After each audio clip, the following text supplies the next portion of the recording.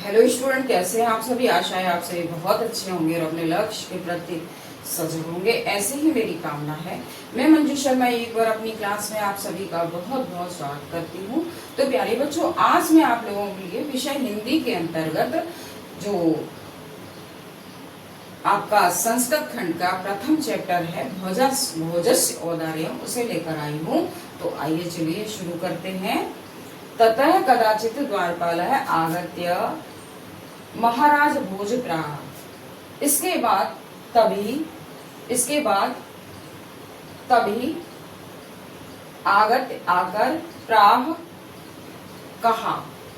तो इसके बाद तभी द्वारपाल ने आकर महाराज भोज से कहा, देव को कोपीनावशेषो विद्वाना द्वारा वर्तते।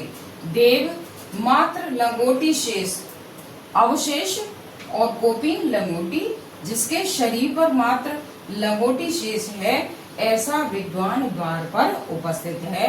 राजा प्रवेश इति प्राह। राजा बोले प्रवेश कराओ। तथा प्रविष्ट स कवि भोजमालोक्य अद्य मे दरिद्र नाशो भविष्यतीत मत्वा तुष्टो हर्षपूर्णा मुमोचः। तथा प्रविष्ट उस प्रवेश किए हुए कवि ने उस कवि ने भोजमालोक्य भोज की आलोक्य देखकर, भोज की ओर देखकर, अद्य में आज दरिद्रता यानी गरीबी, आज मेरी दरिद्रता का भविष्यति यानी नाश हो जाएगा। आज मेरी दरिद्रता का नाश होगा। मत्वा माने मेरी, और तुष्टो हर्षपूर्णा मुमोचा, और हर्ष के आंसू ढलका दिए। मुमोचा मीन्स ढलका दिए, और हर्ष के आंसू ढलका दिए। राजा तमालोक्य प्राह। राजा तम माने उसे, आलोक्य मीन्स देखकर, प्राह मीन्स बोले। राजा ने उसे देखकर कहा, कवि किम रोदसी इति। कवि क्यों रोते हो। तथा कवि राह राजन, तब कवि ने कहा, राजन आकर्ण्य मद ग्रहम स्थिति। आकर्ण्य मान सुनो, मेरे घर की स्थिति को सुनो। राजन मेरे घर की स्थिति को सुनो।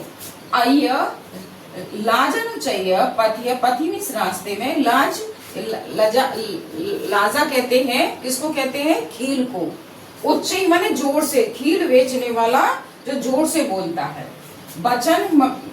वचनाम कन्या गृहिणी, वचन सुनकर, अपने कानों से सुनकर, गृहिणी माने मेरी पत्नी ने, शिशु माने बच्चों के, कर्ण माने कानों को, यत्न पूर्वक, सुपीत दीन वचना मैं छीणों पाए, साधनहीन, यत कृत दृश्वाशु वले। दृश्य माने देखकर, अश्रु यानी आंसू। तदंत शल्य में त्वमेसी, तुम उस शल्य में सुधा काटा, पुनरुद्धि मुमोचित चितः, यानी कि तुम्हें निकालने में समर्थ हो।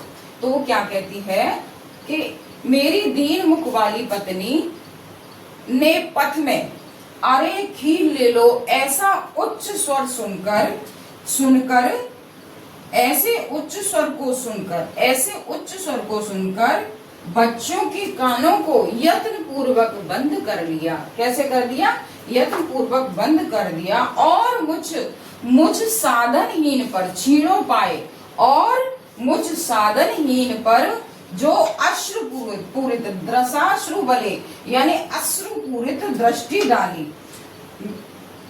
डाली, वो जो मेरे हृदय में कांटे की भांति चुभ गई।